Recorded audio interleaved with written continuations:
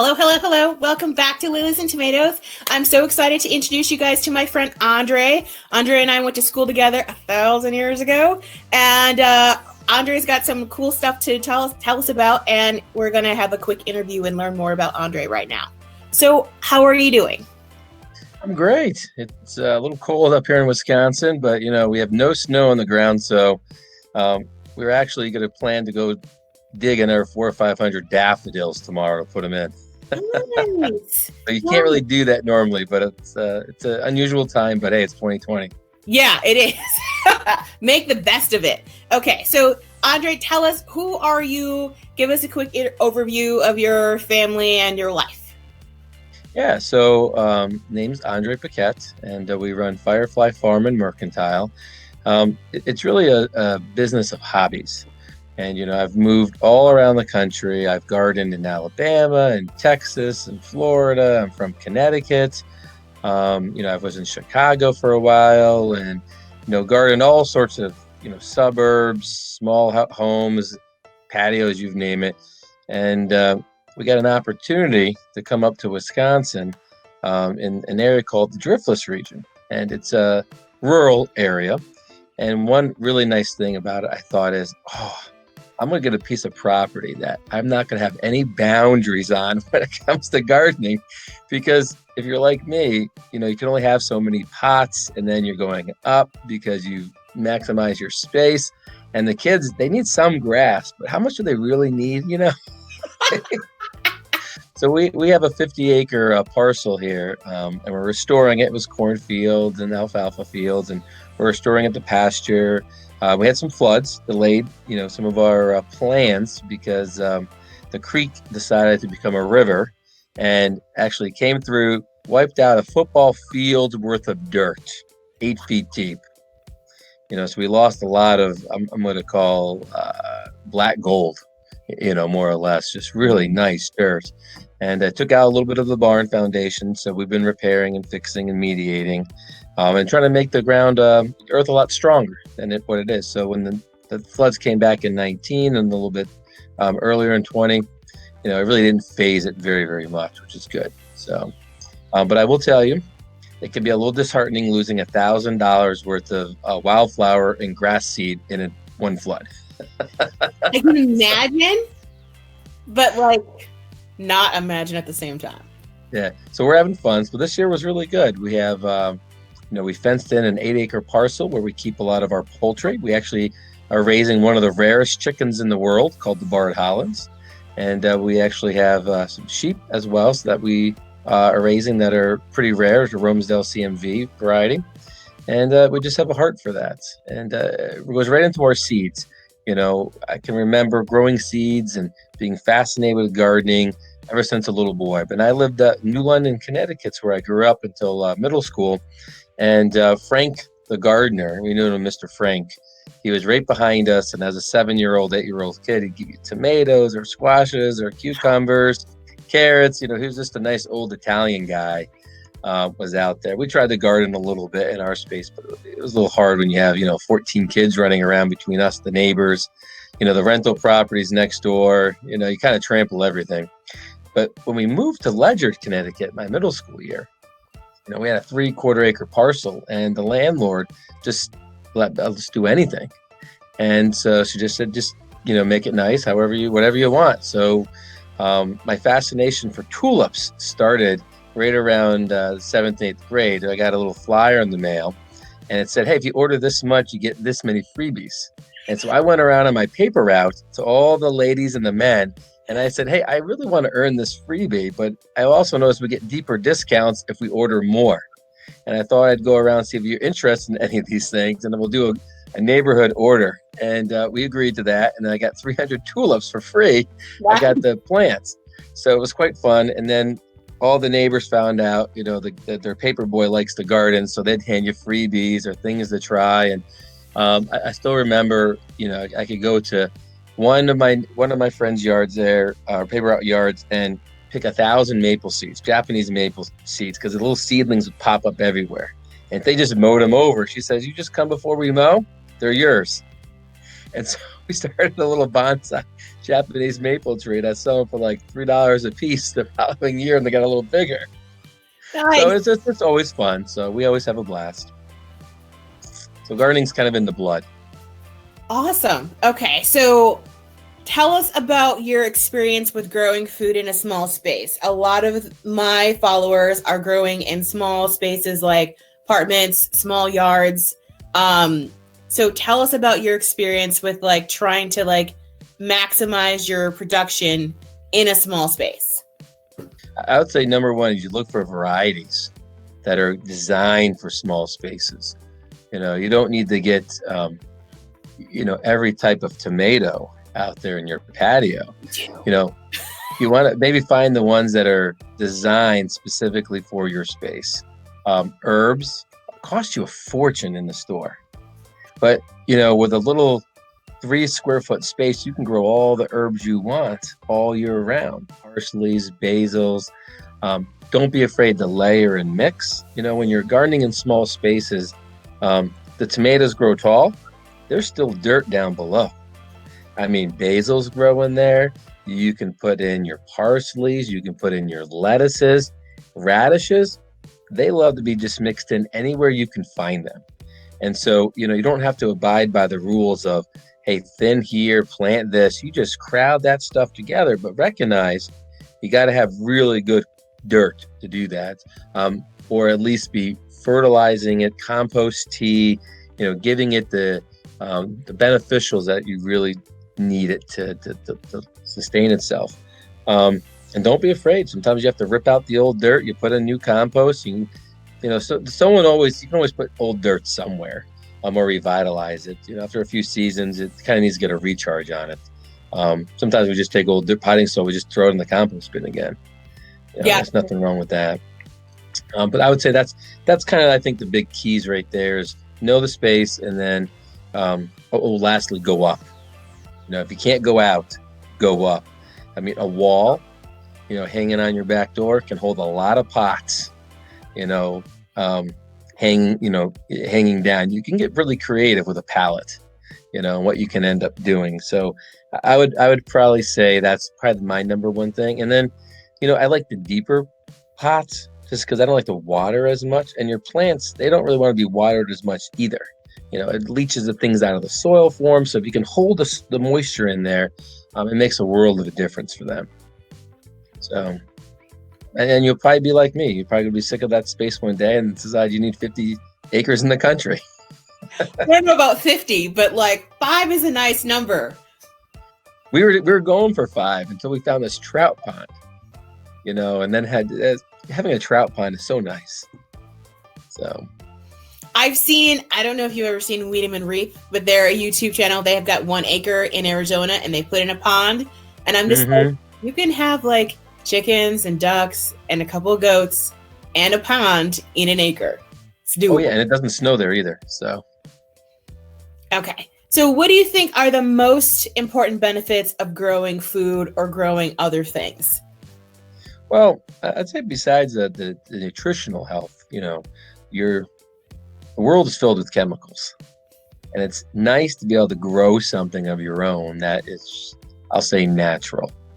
And whether you're a big believer in organic from start to finish, I find most people don't want to use chemicals unnecessarily. And when you're growing things yourself, it's smaller scale, and you can be more intimate with it. You can watch it every day. You can go out there a couple times a day and care for problems. We're a commercial grower.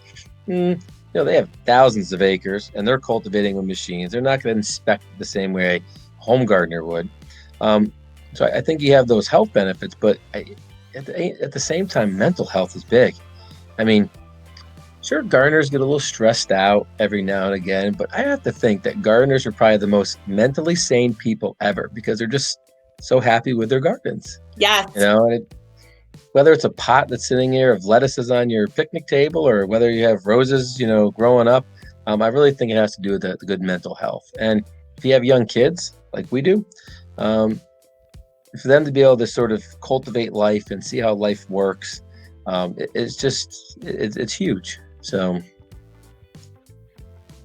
I agree wholeheartedly on everything. And even if like I'm having a bad day, like a cup of coffee in my garden is always like the next best thing to have. Absolutely. Okay, so how do you decide on which things you're going to grow now that you've got like this vast amount of space? Well, I put my I have a 3/4 acre vegetable garden, and there'll be some fruit shrubs, but we have a permacultural orchard that we're setting up elsewhere. Um, that we framed in 3/4 of an acre, but we have fats grass or quack grass, wherever you are. Some people call it nut grass, depends what part of the country you're in.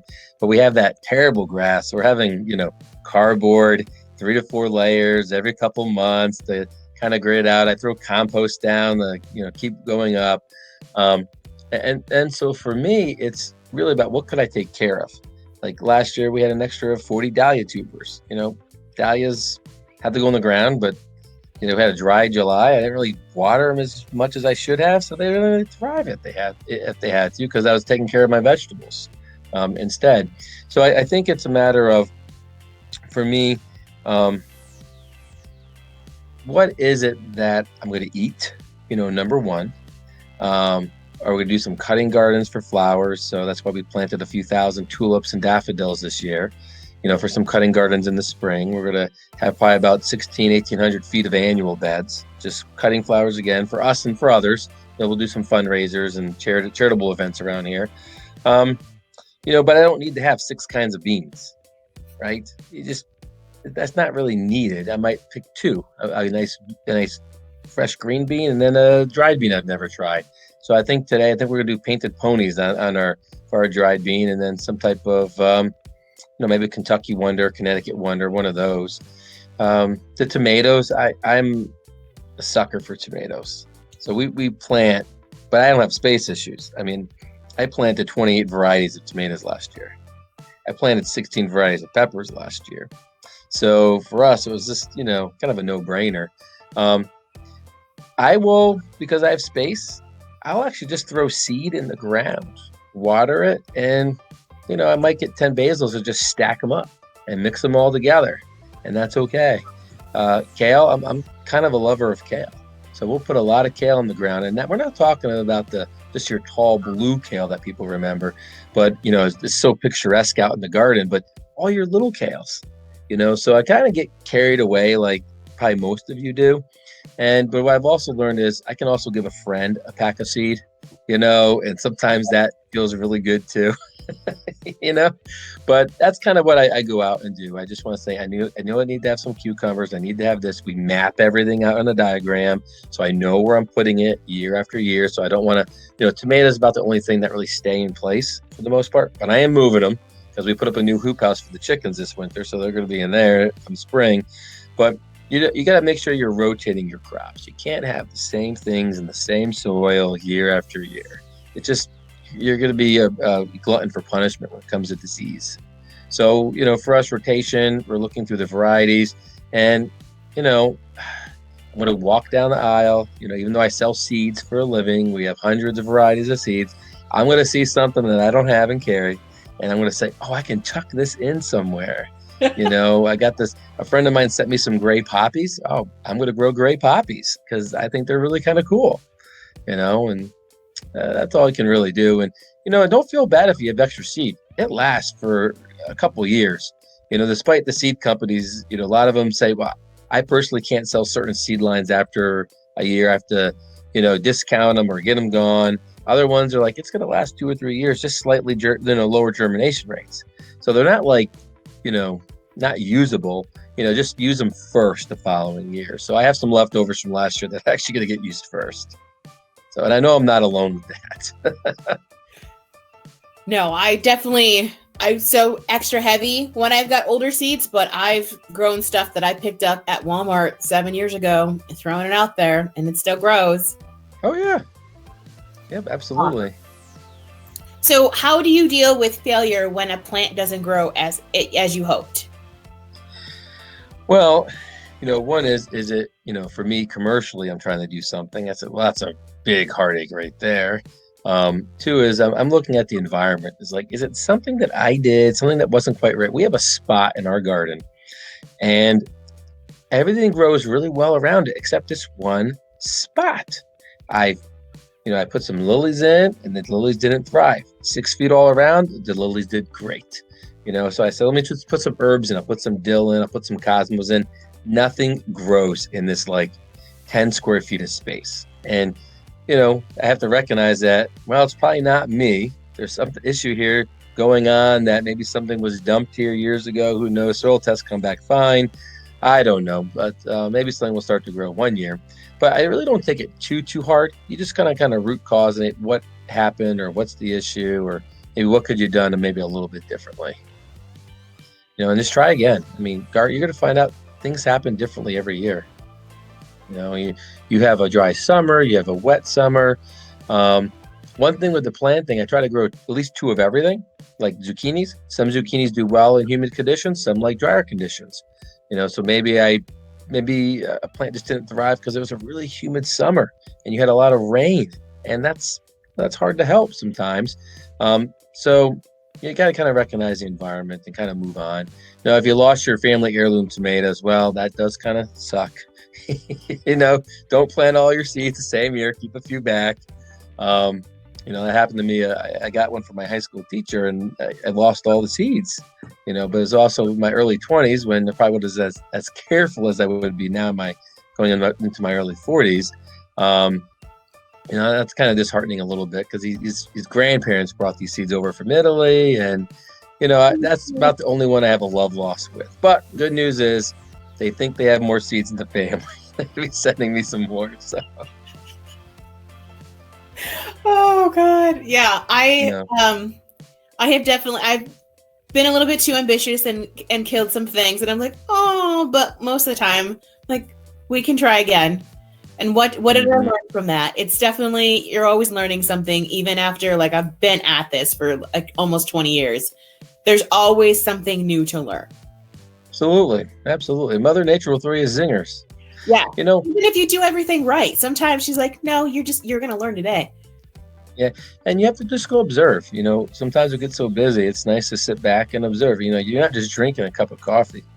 You're watching. You're watching that, why is that leaf half eaten over there, and you're taking notes of things and just trying to be, purposeful, even if you're relaxing in your garden. Yes, I have learned so much about new bugs. Every time I move somewhere different and garden somewhere different, like, there's all kinds of like new bugs. I'm like, what is this?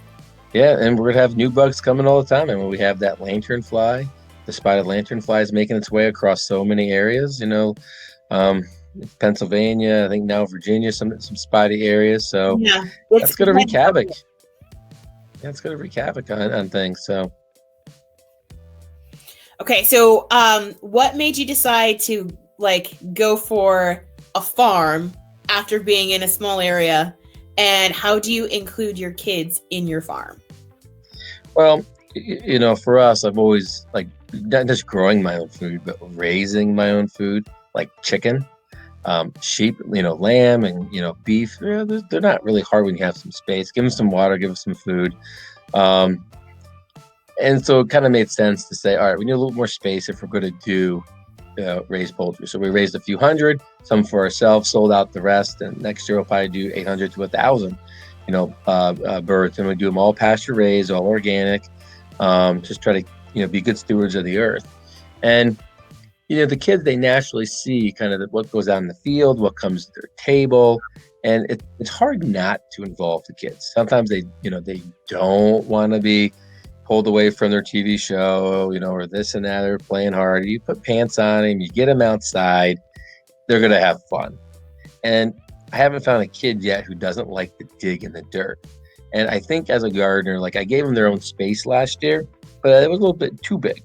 And so this year we're going to give them a small space, and they get to pick out their seeds. They get to do whatever they want. Right. Underneath their fort is going to be a big dirt pile, because they just like to play in the dirt. And that's fine. And I think you just expose them, you bring them out when you are gardening.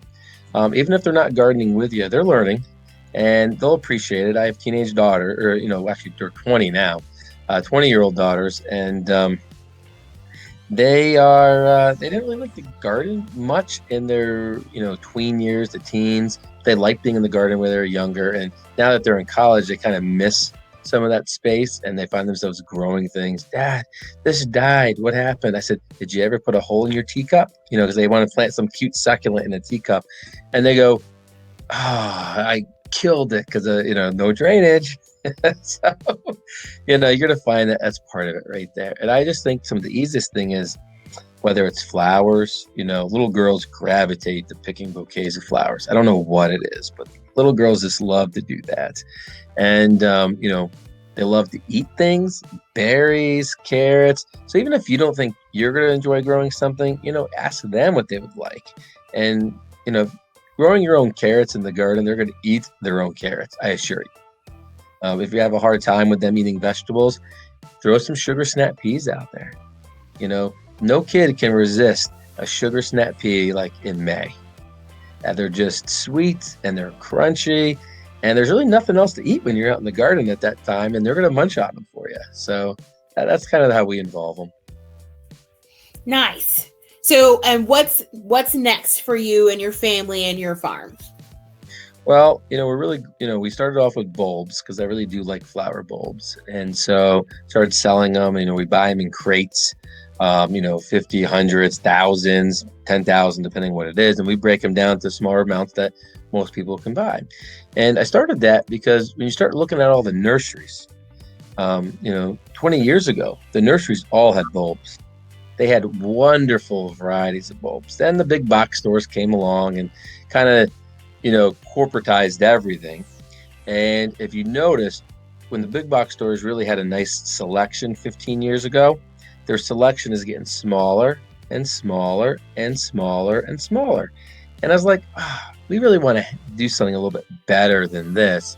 And so we start buying things where we could and going from there. And then seeds were a natural gravitation, and we like doing the seeds. And I think for us, we're just going to keep pushing the seeds and pushing the different bulbs out there. We'll have, I don't know, close to 280 options right now on the website for spring. And then for seeds, we'll probably have 500 this time next year. Cool.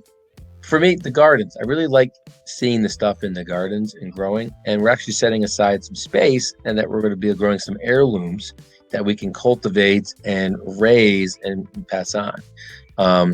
So, whether they're black and white striped zinnias, whether they're, red spider zinnia, whatever the case may be, we're going to kind of help the mission out a little bit with that and try to get it full circle. We have a permaculture orchard that we started. We laid the groundwork. It's on our first one on the hillside. It'll have some challenges because it's in the valley, so you can't do all your early blooming or early eating stuff. You could have to go mid to late. But as we work up the hill, we have an old spot we're going to put an old heirloom orchard into as well, up on the ridge. So I think for us it's that. And then I spent a lot of time fencing last year. Keep the dogs in. We have Caracachan livestock guardian dogs. Mm-hmm. It's another rare breed, but they're very sweet and very loyal with the family and good with kids. So we have a couple of them. And, next year we have some goats. We have 50 acres, you got to have some bad areas. And we have buckthorn, we have prickly ash, we have some nasty stuff. But goats, they like to eat it. And so I'll be fencing again. And, we had some goats this year. One's a jumper, doesn't like to stay in any fences. So that one's getting a new home. And it happens to be my family's favorite, of course. But, for us, it's kind of expanding some of those operations and thinking about what we can do. We may do some live plants next year. I haven't quite decided on that yet. But, overall, we're going to keep growing out things and finish up some of our orchard beds. So awesome. I really like talking about gardening all the time. And I'm really excited about our new partnership I brought Andre on here so I could let everyone know, introduce everyone to Andre so you can know him like I do, but also because my subscribers are now getting a discount for seeds at his seed shop. So if you want, go check it out. It's Firefly Farm and Mercantile. I'll get that. there will be a link below, and I will do a link up in the card, or I'm not sure if it's going to be this side or that side. But so if you use the code Lilies, Lilies, you will get a 5% discount. So check out the seeds. There's going to be more coming. If there's something that you absolutely need to see, then let me know, and I will put a bug in Andre's ear and see if we can make that happen. But like, I really like to share the gift of gardening with people, and I want people to be able to like get seeds from a reputable source. I mean, I don't necessarily need to see them all be organic, but I like that organic choice.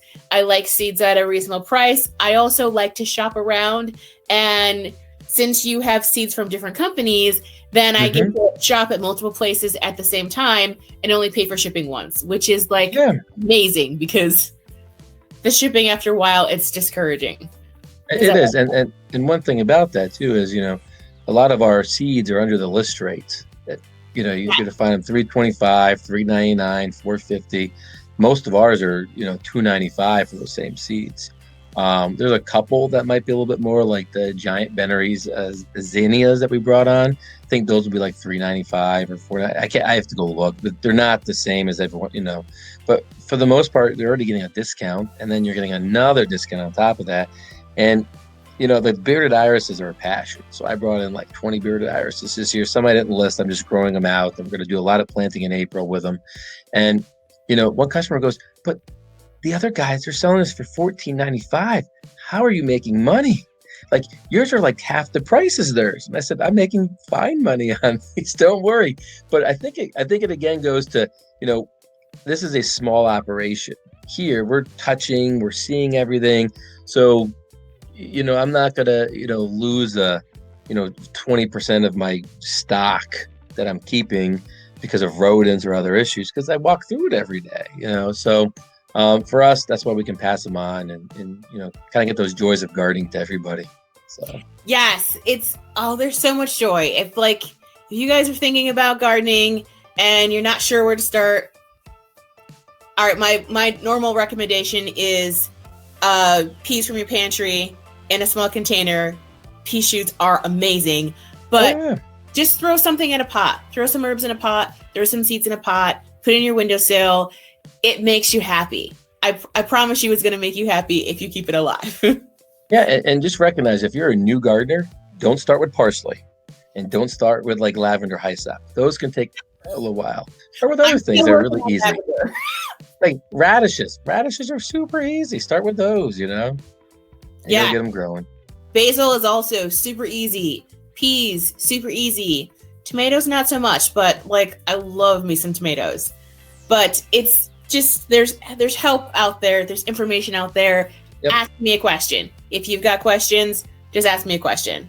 I am very responsive to people on Facebook, in my messages on my Facebook page. So just absolutely ask a question if you need help, and check out Firefly Farm and Mercantile, and the link below .com and above, and make sure you create an account, Lilies, and then your discount will be automatic every time you go back to the site. Yep. Thank you, Quincy, for having us. Oh my God. Thank you for showing up, for like being willing to come on here and put stuff out there like this. And I'm really excited about this new partnership, and I'm excited about sharing gardening with more people in a bigger way, now that we can combine our forces and share more gardening with people. Absolutely. It's going to be a lot of fun. So, well, good luck, and enjoy your gardening today. And thank you again. Thanks. Bye.